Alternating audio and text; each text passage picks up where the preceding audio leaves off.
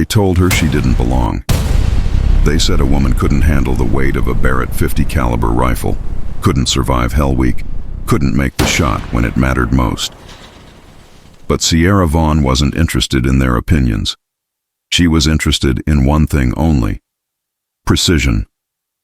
Before we continue, drop a comment telling us what city or country you're watching from. Sierra grew up in the shadow of Montana's Bitterroot Mountains, where silence wasn't just golden, it was survival. Her father, Marcus Vaughn, was a legendary Marine Corps scout sniper who taught her that every bullet tells a story. You don't just aim at a target, he'd say, cleaning his rifle on their cabin porch. You read the wind, respect the distance, and honor the moment. When a hunting accident took his life when Sierra was 16, she made a promise over his grave. She would carry his legacy forward no matter what anyone said. At 29 years old, Sierra stood 5'7" with auburn hair usually tied in a tactical bun, piercing gray eyes that seemed to calculate distance instinctively, and a small scar above her left eyebrow from a climbing accident in her teens. She moved with economy. No wasted motion, no unnecessary words. Her hands were steady, her breathing controlled, and her focus absolute. The U.S.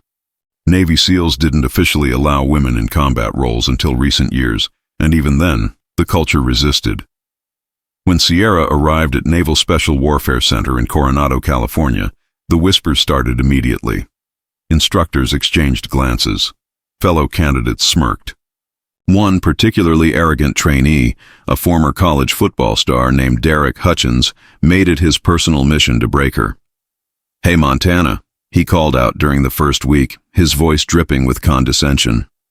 "You sure you didn't mean to sign up for the Navy Nurse Corps? Sniper school's down the road, not the spa." Sierra didn't respond. She simply adjusted her pack, checked her weapon, and kept moving. This only seemed to infuriate Hutchins more. The real test came during live fire qualification at the advanced sniper course. The scenario was brutal: 12 targets at varying distances from 400 to 200 yards. Environmental factors including crosswinds at 15 miles per hour, and a time limit of 8 minutes. Most candidates considered 10 hits acceptable. 12 was nearly impossible.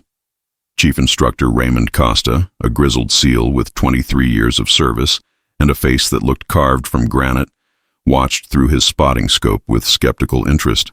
He'd seen hundreds of candidates come through. Very few had what it truly took. Sierra positioned herself behind the Barrett M82, feeling its familiar weight against her shoulder. She closed her eyes for 3 seconds, a ritual her father taught her, then opened them with laser focus. The world narrowed to mathematics: wind speed, bullet drop, target distance, atmospheric pressure. First shot, 400 yards, center mass. The steel target rang out. Second shot, 600 yards, headshot zone, perfect impact. Hutchins, shooting 2 lanes over, glanced sideways. His jaw tightened. 3rd through 8th shots. Sierra moved through the course like a machine, each trigger pull deliberate, each impact devastating. Her breathing remained steady, her heart rate controlled. This wasn't about proving anything to them. It was about honoring the promise she made to her father. 9th shot, 1,000 yards in crosswind. She compensated perfectly. Another hit. By the time Sierra reached the final 3 targets, the impossibly difficult 200-yard shots that most candidates abandoned, Chief Costa had lowered his coffee cup. The entire range had gone quiet. Even Hutchins had stopped shooting to watch. Sierra adjusted her scope with minute precision, reading the mirage in the distance, feeling the wind against her cheek. She exhaled slowly, found that perfect pause between heartbeats, and squeezed. The distant steel sang. Again. Another hit. The final shot seemed to hang in the air for an eternity. Then the unmistakable clang of metal echoed across the range. 12 for 12. Perfect score. Chief Costa stood slowly, his face unreadable. He walked to Sierra's position as she cleared her weapon, following protocol with practiced efficiency. The entire range remained silent, dozens of eyes watching this moment. "Vaughn," Costa said, his voice gravelly but measured. "In 23 years, I've seen that perfect run completed exactly 4 times. 3 were by instructors with years of field experience." He paused, letting the weight of his words settle. "You just became number 4. Hutchins stood frozen at his lane, his own target sheet showing 8 hits. Good enough for most. Nowhere near what Sierra had just accomplished. But Chief Costa wasn't finished. He raised his voice so everyone on the range could hear. Let me make something crystal clear to every single person here. This isn't about gender. This isn't about politics or proving points. This is about capability, dedication, and skill. Sierra Vaughn just demonstrated what it means to be a U.S. Navy SEAL sniper. If you can't respect that, you don't belong in this program. The silence stretched for another moment, then one candidate began to clap, then another. Within seconds, the entire range erupted in applause. Genuine, earned recognition. Sierra didn't smile. She simply nodded once, secured her weapon, and began the walk back to the ready line. But inside, she felt her father's presence, heard his voice. Every bullet tells a story, Sierra. Make sure yours is worth telling. That night, as she cleaned her rifle in the barracks, Hutchins approached. His arrogance had evaporated, replaced by something closer to respect, or perhaps discomfort. That was impressive, he admitted, struggling with the words. Sierra looked up, her gray eyes steady. I'm not here to impress anyone. I'm here to do the job. Yeah, Hutchins said quietly. I'm starting to get that. As he walked away, Sierra returned to her rifle. Tomorrow would bring new challenges, new doubts, new obstacles. But she'd crossed a threshold today. She'd proven that skill transcends prejudice, that dedication overcomes skepticism, and that promises made to the dead carry weight that the living cannot ignore. The ghost of the Bitterroot Mountains had found her place among warriors. 3 months later, Sierra Vaughn had earned something more valuable than respect. She'd earned trust. Her call sign became Phantom, not just for her Montana origins, but for her ability to eliminate threats before anyone knew she was there. Chief Costa personally recommended her for SEAL Team 7, one of the most elite units in naval special warfare. But integration into an established team brought new challenges. These weren't training candidates. These were combat veterans with deployment scars and brotherhood forged in fire. Accepting an outsider, especially one who'd shattered every preconception they held, would take more than range scores. Lieutenant Commander James Keller, Team 7's leader, was 41 years old with silver starting to thread through his dark hair. He had the eyes of someone who'd made impossible decisions and carried their weight. When Sierra reported to the team compound in Virginia Beach, he studied her with calculating intensity. Your reputation precedes you, Vaughn, Keller said, arms crossed. Costa says you're the best natural shooter he's seen in 2 decades. That's high praise. Thank you, sir. Don't thank me yet. Keller's expression hardened. Shooting paper targets and shooting in combat are different universes. My team has operated in 12 countries, conducted 47 direct action raids, and brought everyone home alive every single time.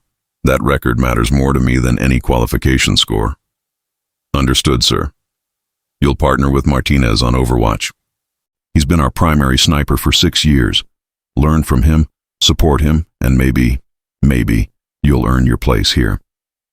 Staff Sergeant Carlos Martinez was 34, compact and muscular, with dark eyes that constantly scanned his environment.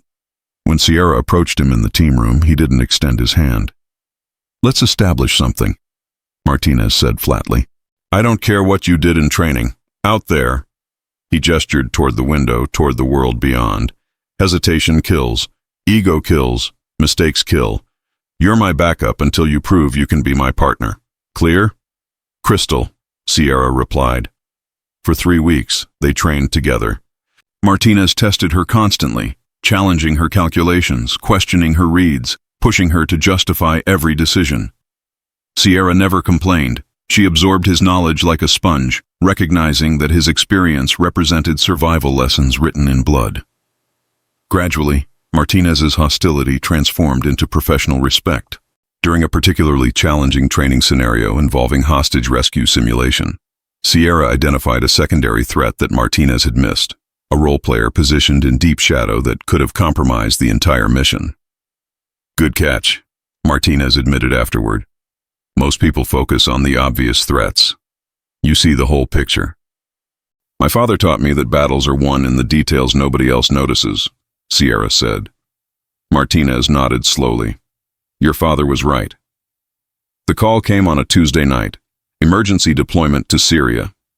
Intelligence indicated that 3 American journalists were being held by a militant group in a compound outside Al-Hasaka. The window for rescue was closing.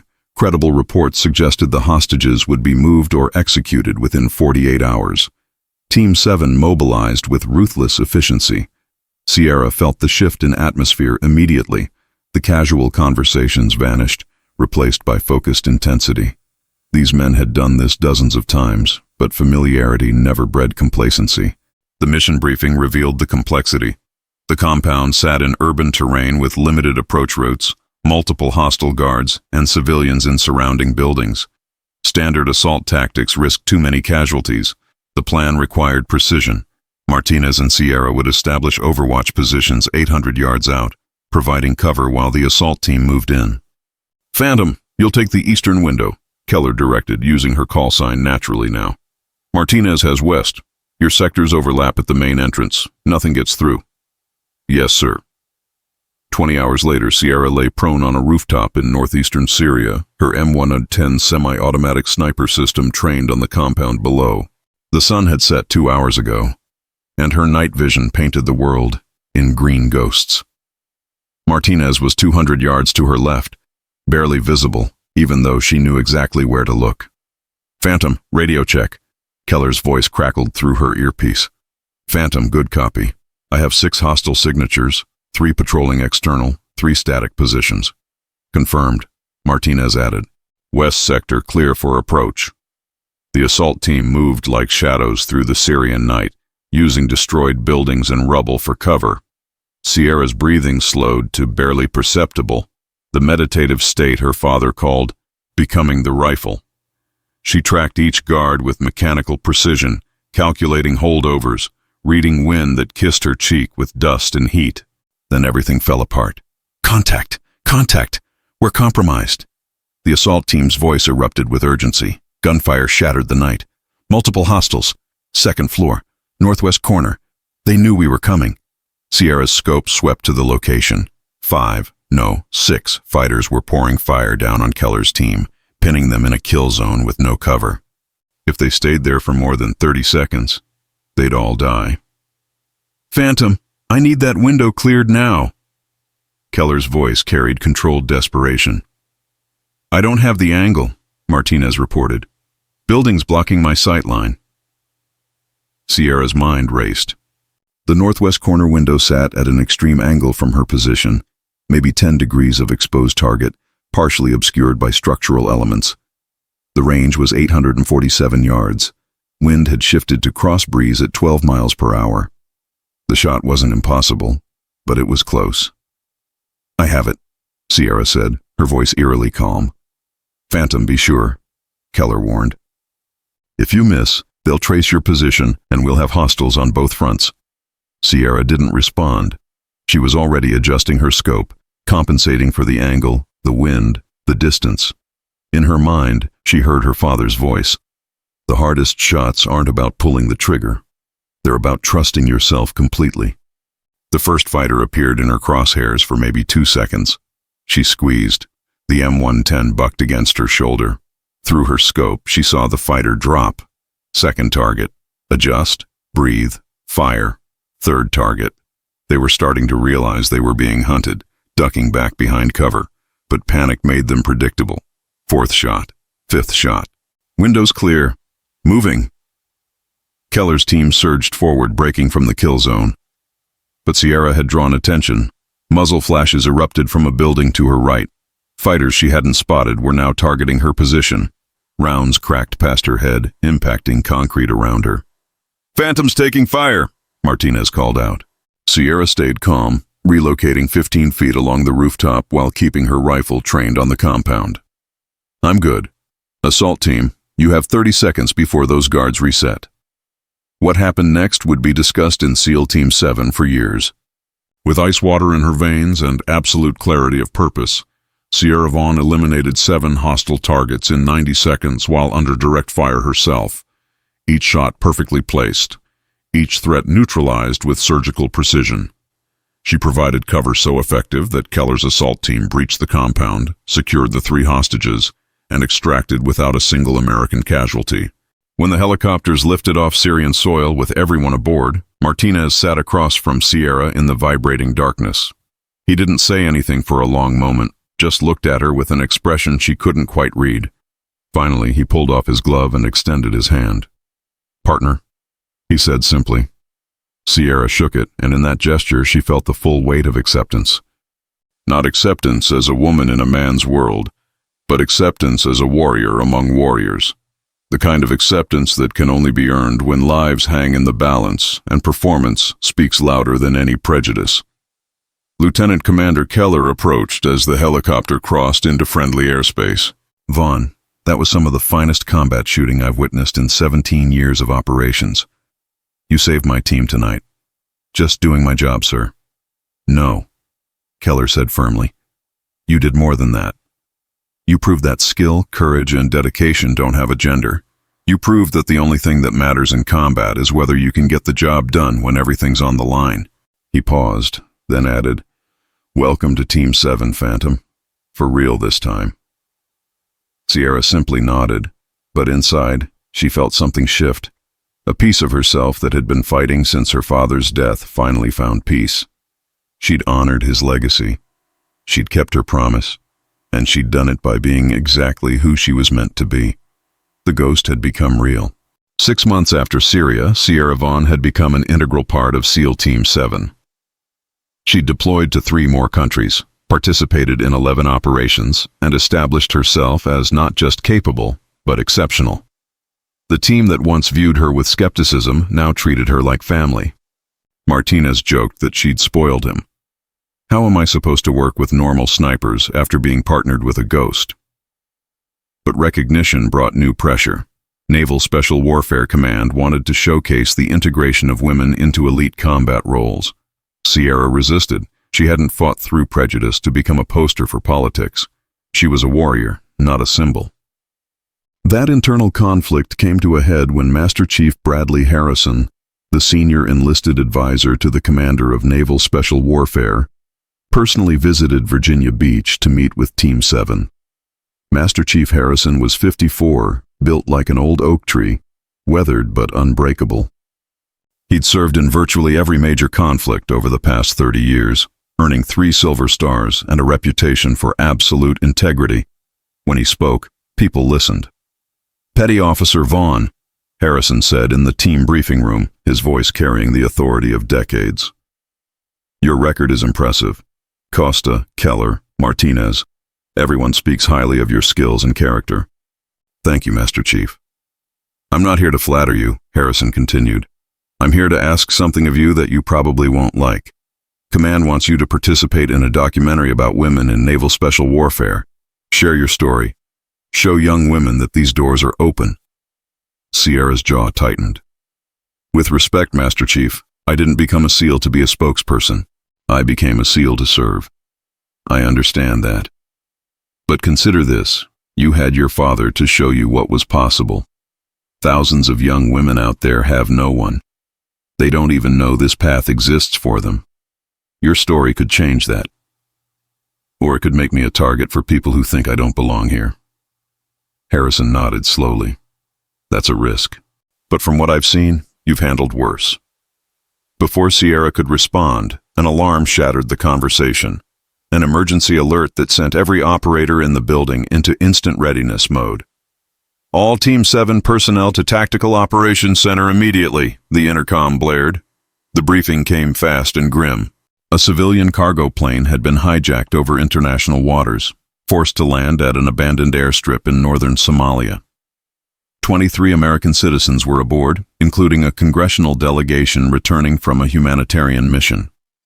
The hijackers, affiliated with a fractured militant group, were demanding prisoner releases and ransom. Intelligence suggested they'd start executing hostages within 12 hours if demands weren't met.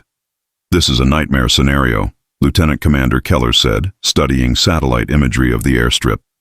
"Open terrain, single runway, minimal cover. The plane's intact, which means hostages are likely centralized inside the fuselage. Guards will be positioned at entry points. Standard rescue assault will get people killed, Martinez observed. They'll see us coming from miles away. Which is why we're not doing a standard assault, Keller replied. He looked at Sierra and Martinez. We're going in at night.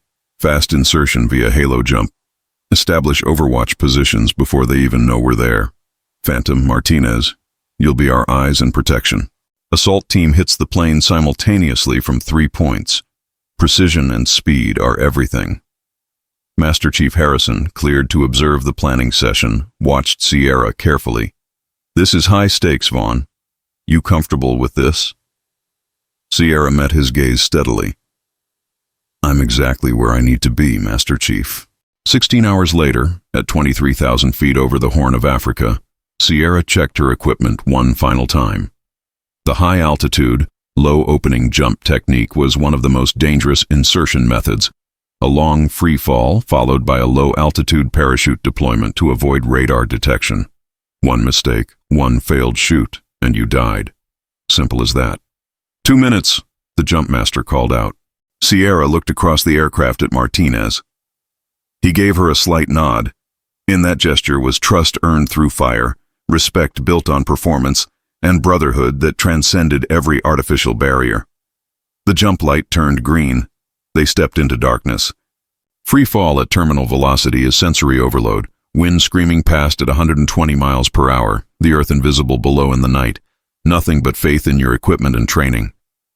Sierra maintained perfect body position, tracking toward the designated landing zone with practiced precision.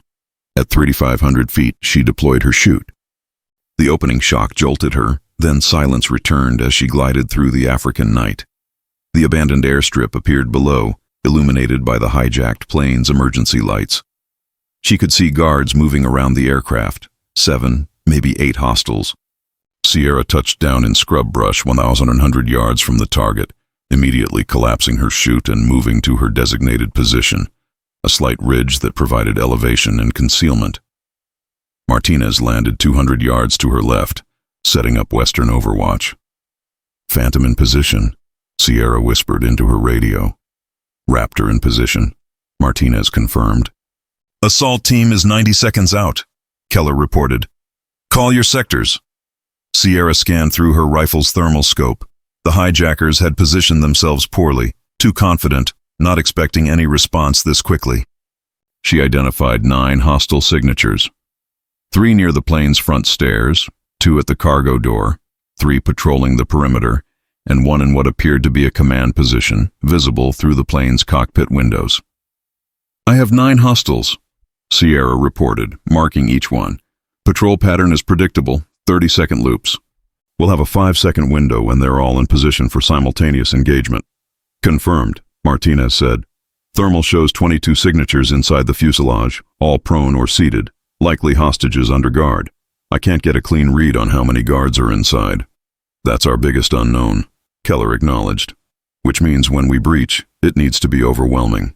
Phantom Raptor, I need every external threat eliminated in that 5-second window. Can you do it? Sierra's mind calculated. 9 targets, 5 seconds, ranging from 890 to 1,150 yards, in low-light conditions, with hostage lives dependent on every shot being perfect. Her father's voice echoed, "The moment you doubt is the moment you fail." Affirmative, Sierra said. I'll take targets 1 through 5, East Sector. Raptor takes 6 through 9, West Sector. Roger that, Martinez confirmed. The assault team moved into position, invisible in the darkness. Sierra controlled her breathing, feeling her heart rate drop into that zone where time seemed to stretch. Each target was memorized. Position, range, movement pattern. She'd rehearsed the sequence in her mind 20 times. 30 seconds, Keller whispered. Sierra's crosshairs found target 1, a guard near the front stairs, AK-47 slung casually over his shoulder, smoking a cigarette. He had no idea these were his final moments on Earth. All teams ready, Keller said. On Phantom's mark. The weight of that statement settled over Sierra. 23 innocent lives depended on the next 5 seconds. One miss, one hesitation, and people would die. But Sierra Vaughn didn't miss. 3, 2, 1. Execute. Her rifle spoke in rapid succession, controlled pairs, each shot separated by barely a second. Through her scope, she watched targets 1 through 5 drop in perfect sequence: front stairs, cargo door, Patrol 1, Patrol 2, command position visible through cockpit window. Simultaneously, Martinez eliminated targets 6 through 9 with identical precision. 9 hostile fighters neutralized in 4.7 seconds. External clear. Moving. The assault team stormed the aircraft from 3 points. Flashbangs detonating, controlled chaos erupting. Sierra kept her scope trained on the plane, watching for any threats that emerged. Gunfire inside the fuselage, short, controlled bursts. Then silence. Hostages secure. Building clearing. Keller's voice carried triumph. We have all 23 civilians, 4 hostile guards detained, 0 friendly casualties. Sierra maintained her position, continuing overwatch as the assault team evacuated hostages. Only when the last civilian had been moved to the extraction helicopters did she finally lower her rifle.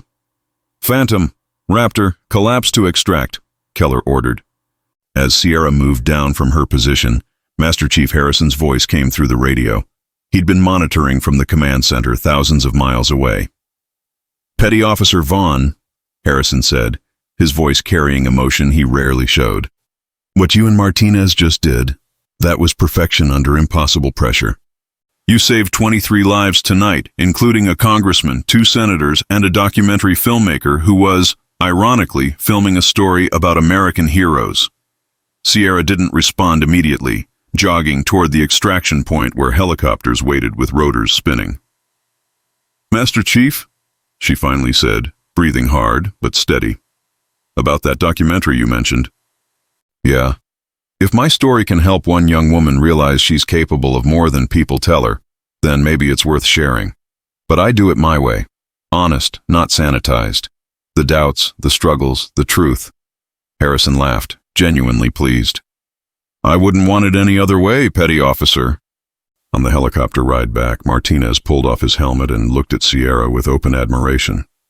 You know what the impossible part of tonight was? Not the shooting.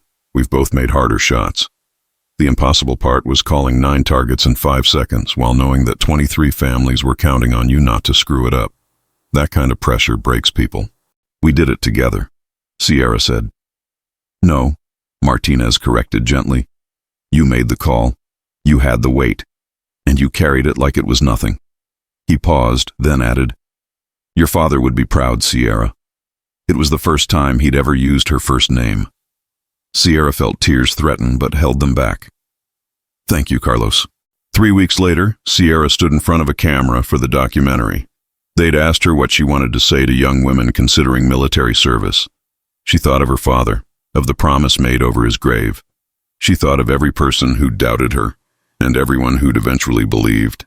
She thought of Keller, Costa, Martinez, and Master Chief Harrison, people who'd judged her on merit, not assumptions. Here's what I want you to know, Sierra said to the camera, her gray eyes intense. They will doubt you. They will underestimate you. They will tell you that you don't belong, that you're not strong enough, not tough enough, not good enough. And you know what? Let them. Because when the moment comes, when someone's life depends on you doing the impossible, none of that noise matters. The only thing that matters is whether you can get the job done. And if you have the dedication, the courage, and the heart of a warrior, you absolutely can. She paused, then finished. My father taught me that every bullet tells a story. Make sure yours is worth telling. The documentary aired to millions. Young women across the country watched Sierra's story and saw possibility where none had existed before. Recruitment applications from women to naval special warfare increased by 300% in 6 months. But Sierra wasn't thinking about statistics. She was back with Team 7 doing what she loved, serving alongside warriors who judged her only by the content of her character and the excellence of her performance. The ghost of Montana had found her purpose, and she'd proven that courage, skill, and honor have no gender. If you believe that dedication and bravery define a warrior, not gender, comment honor below.